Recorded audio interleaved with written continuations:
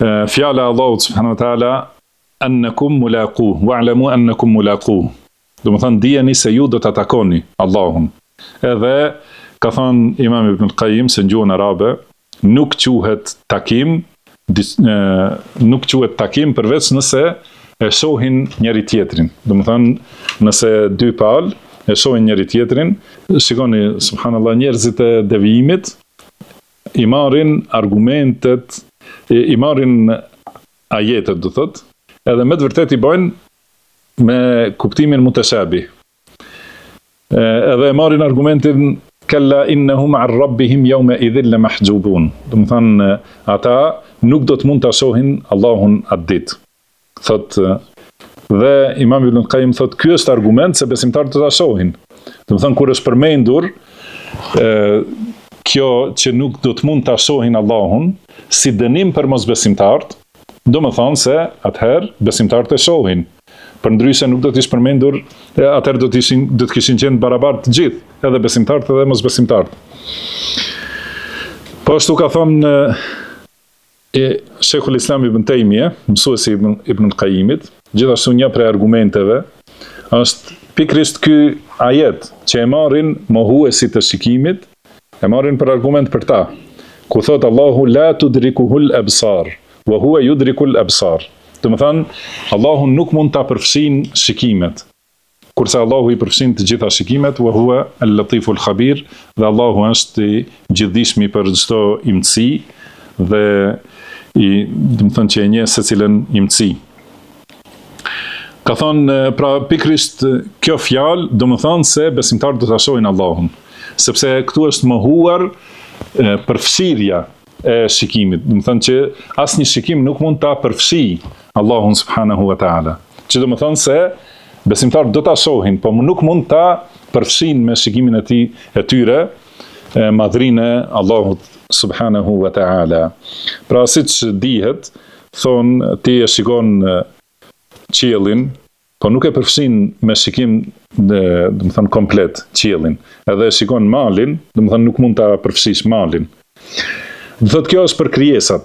Atëherë si të mendohet për krijuesin subhanahu wa taala, më lehtë për ta kuptuar se mund ta shohësh Allahun, por nuk mund ta përfshish me shikim. Dhe gjithashtu argument tjetër është rasti i Musait alayhis salam, ku ka thënë jes lutur Allahut që ta shoh Allahun. Rabbi arini anzur ilejk. Do të thonë Allah më mundso të të shoh, se më shfaq të shoh. Këtë ka thonë nga përmallimi. Dhe Musa alayhis salatu wassalam është një prej njerëzve më të ditur të njerëzimit për Allahun subhanahu wa taala. Do të thonë vlerën e njerëzve është i treti, edhe kuptohet në dituri është një prej pra i treti më i ditur nga i gjithë njerëzimi, më i ditur për Allahun subhanahu wa taala. Për njohjen e Allahut nuk ka pas më të ditur se Musa alayhis salam. Nëse kishte qenë e saktë që nuk mund të shihet Allahu, atëherë do të kishte qenë ignorancë që të kërkoj ta shoh.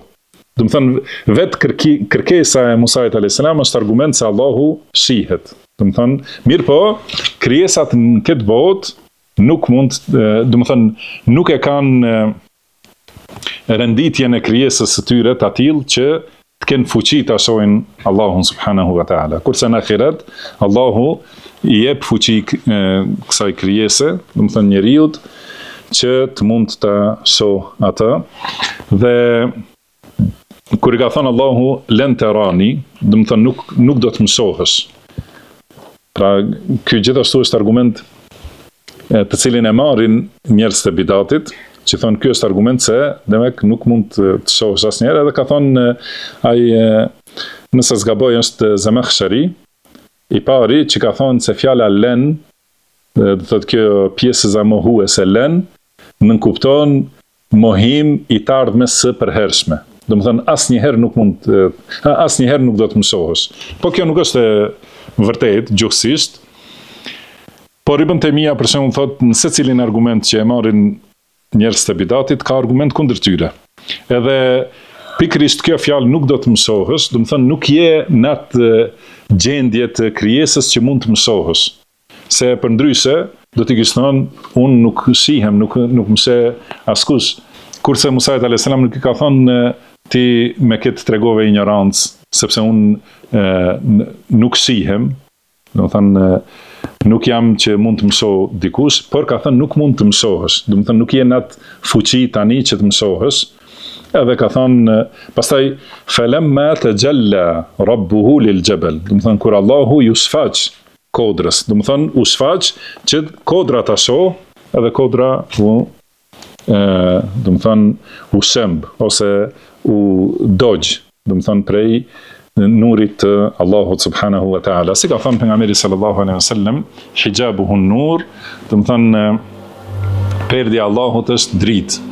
Dhe sikur ta kishte larguar Allahu perden e tij, shkëlqimi I fytyrës së tij do t'i kishte djegur krijesat deri aty ku arrin shikimi I tij subhanahu wa ta'ala.